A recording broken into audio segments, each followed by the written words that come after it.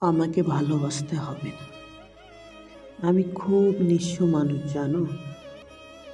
ভালোবাসা পেলে আমি অসহায় হয়ে যাই।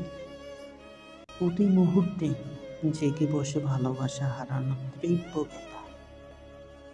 চোখের কোণে জল আসে অযথাই। তার চেয়ে বরং আমাকে অবহেলা দিও। চোখের সামনে বন্ধ করে দিও খোলা দরজা।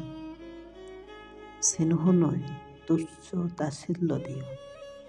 তবে আমি জানবো আমার জন্য কোথাও কেউ নেই।